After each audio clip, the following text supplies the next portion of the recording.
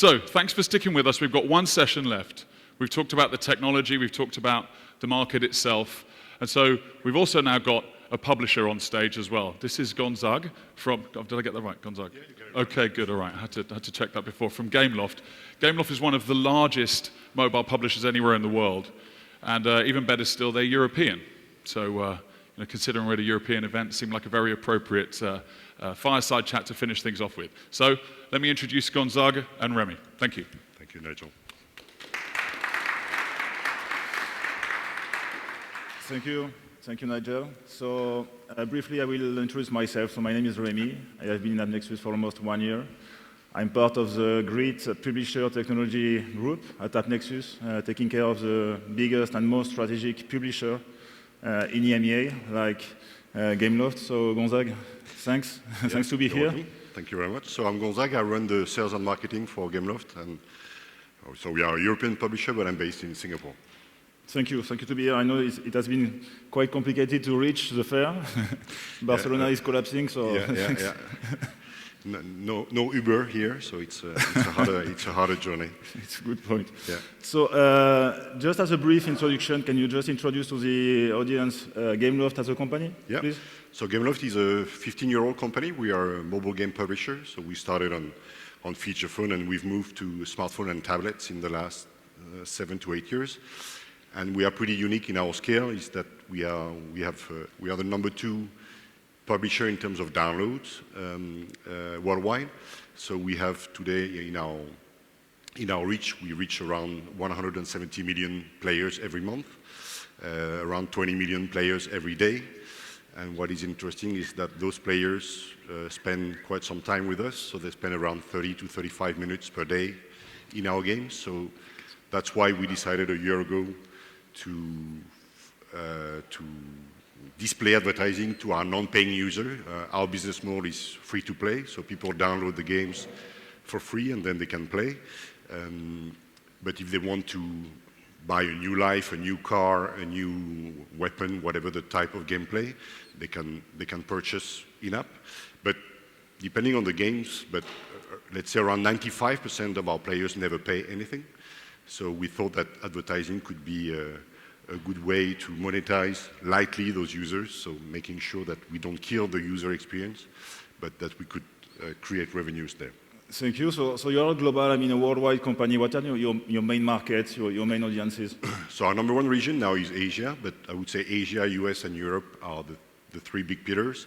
And Latin America and Africa are fast-growing markets for us too. And do you see, I guess, many differences in terms of advertising between the different countries, in terms of maturity of the market and so on? Yeah, it's true that if we talk, I would say we have 2 offerings. We have a premium offering, so IO-based, the classic type of advertising, and we've launched that a year ago. And on the programmatic side, we launched our offering. We decided to go programmatic a couple of 3-4 months ago, and we partnered with AppNexus to start, and we've been live for 6 weeks, maybe a little bit over 6 weeks. And it's true that the level of maturity of programmatic is very diverse. In the US, it's very mature. There are some markets in Southeast Asia which are far less mature. So we are local in 40 different markets. So we have to handle and to cope with this diversity of maturity. By the way, it's an important point. I see, maybe it was last year, an announcement about Gameloft leaving a network, the legacy advertising, mobile advertising, working with a ton of networks to be much more focused on premium advertising. So what is premium advertising for Gameloft? So yeah, we used to work till end of 2013 with some ad networks, but what we saw is that the level of quality of the experience, of the advertising experience was not at the right level. And most of the advertisers were competitors, so we thought it was not the best idea to advertise our competitors' games in our own games. So we decided to cut that out and build our own ad tech. And with premium, what we do is that we control a lot the level of advertising, the load of advertising that we send to the users. Our key asset is our players, it's our DAU, so we have to be very careful.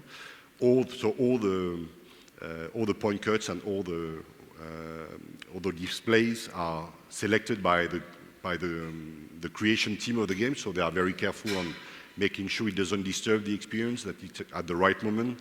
We have capping, we have fatigue, so we are very premium in this essence.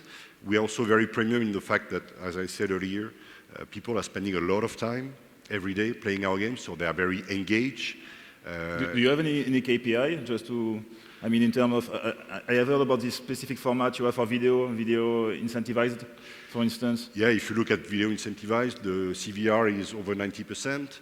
If you look at CTR on interstitial, we are very often between 5 and 10% on average, which is really high compared to what we see on the market. So people, when they play, they are on their device, so viewability is close to 100%. It's very transparent. That's where also I think we think it's premium, is that you can select if you are a car manufacturer and you want to target car fans. We have 2 or 3 titles like Asphalt, which is one of our key titles, that has around 4 million DAU. If you want to target those car fans, you can target them directly. So it's very transparent, and that's why I think it's also very premium. And by the way, Nigel previously was talking about data. Data is really important. I mean, to empower, so to say, the mobile advertising and so on. Do you use data? Do you use your own data to do it? So we created our own DMP. So it's all the games, I would say all the inventory is ours. So it's Gameloft created those games internally, and it's our own ad tech. On the DMP side, we are collecting a lot of information from our users. So first, and I would say the most important 2 data that we have, is that we age gate and we gender gate all our players. So the first time you download one of our games, you will enter your age and you will enter your gender.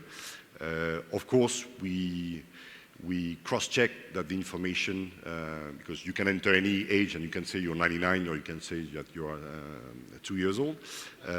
But what we do is that through surveys in games and through Facebook profiles, what we see is that the information is very accurate.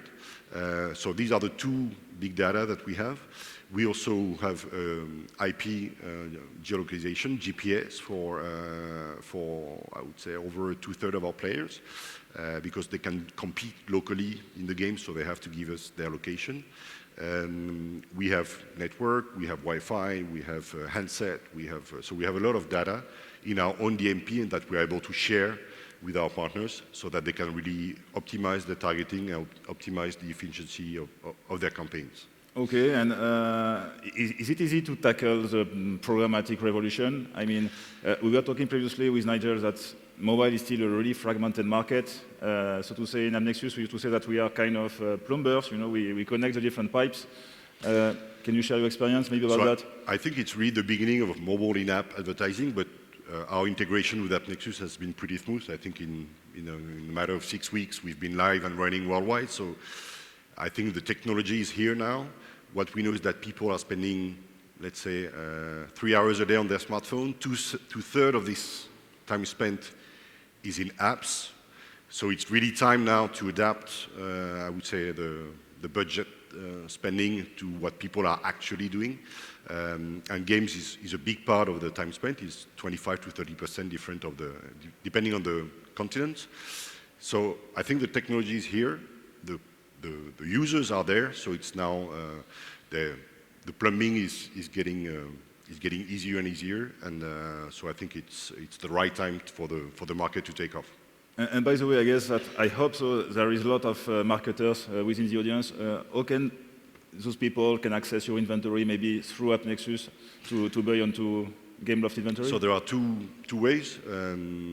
One is the PMP, so through the trading desk. I don't know if depending on the brand trading desk or agency trading desk. So we are talking in our different local markets with all the trading desks from the media agency. And we are looking also at open exchange, but in a very safe and controlled manner.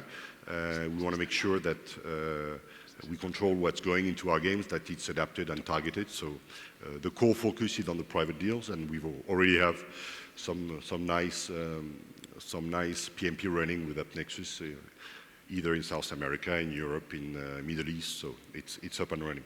Okay, and I guess it's quite difficult to come from premium advertising and going to real-time bidding. So are you currently working on a kind of, I don't know, creating a new product based on pricing, data, and so on to sell your inventory programmatically, I mean, on the private exchange?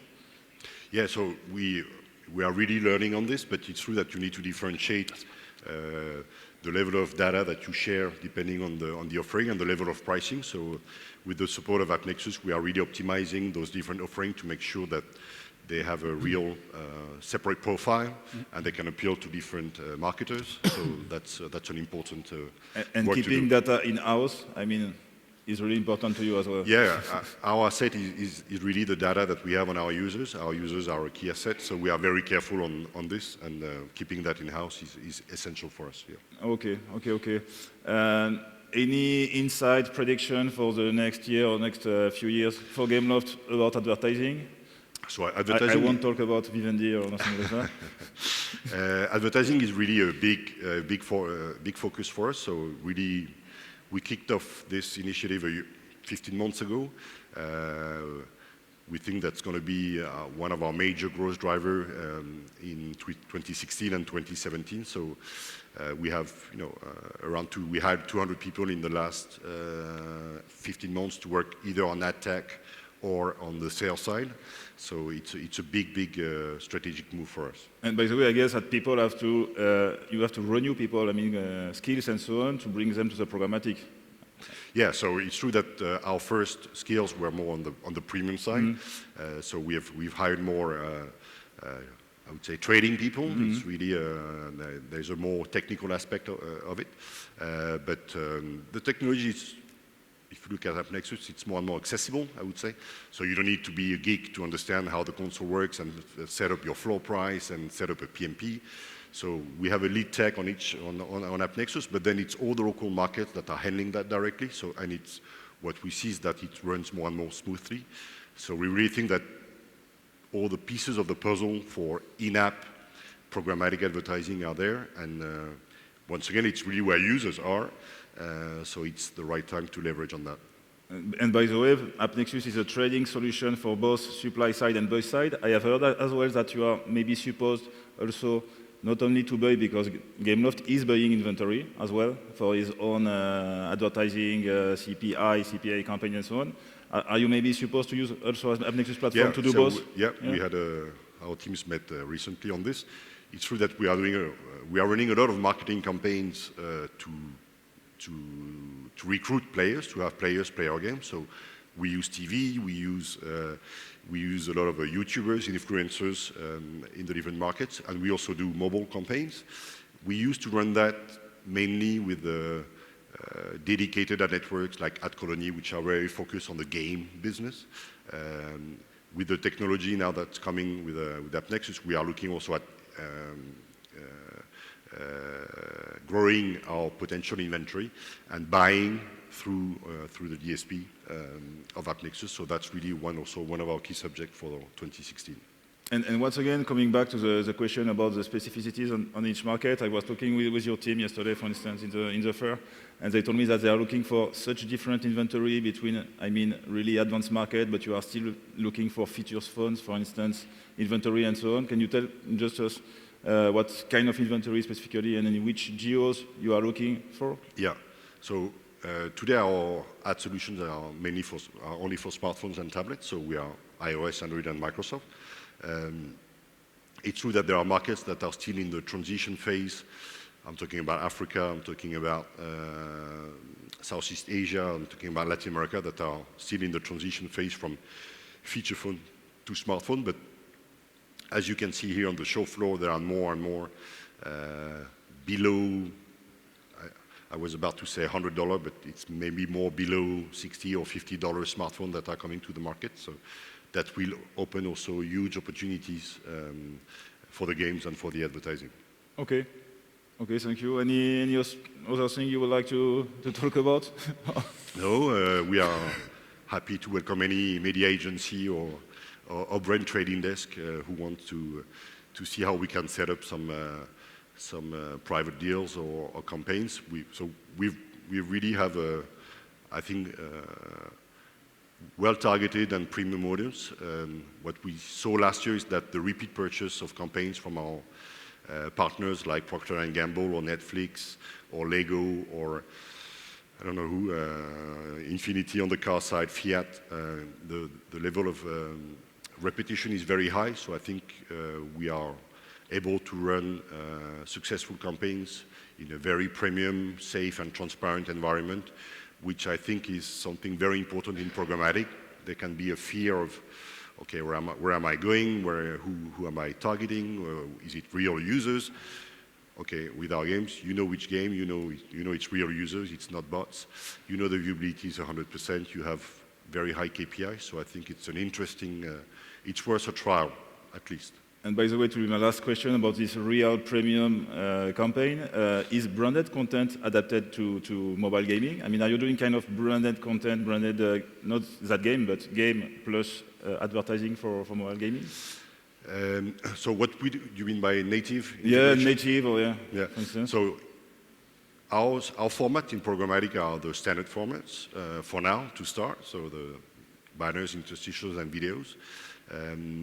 What we also have that are more native formats, so sponsored events, in-game integration, that are not yet available in programmatic, but the goal is to increase the number of formats and to develop innovative formats that will help people get more and more engaged in mobile advertising.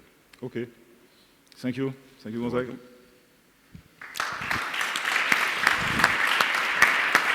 Thanks, guys. Thank you. It's okay. We're going to wrap up. Look, fantastic. It's so valuable to hear this firsthand, from the publishers who are actually doing it, especially somebody, as significant and as large as Gameloft. Well, look, that brings us to the end of our program here today. I think we've crammed really a lot in to something like 75 minutes. I challenge you anywhere else at Mobile World Congress while you're here to learn as much as you've learnt in the last 75 minutes. Anywhere else, we've covered header bidding. We've obviously got first-hand information from publishers, the programmable future, and of course, Ulrich's wonderful presentation about the era of mobility. So all that remains for me to do is thank you all for joining us, to thank Gonzague for kindly joining us on stage here as well, to remind you that AppNexus has a booth upstairs. Please come by and see us. And if you'd like to the end of the presentation, all of the speakers will be at the back of the room. Please enjoy the rest of the conference. Thanks again.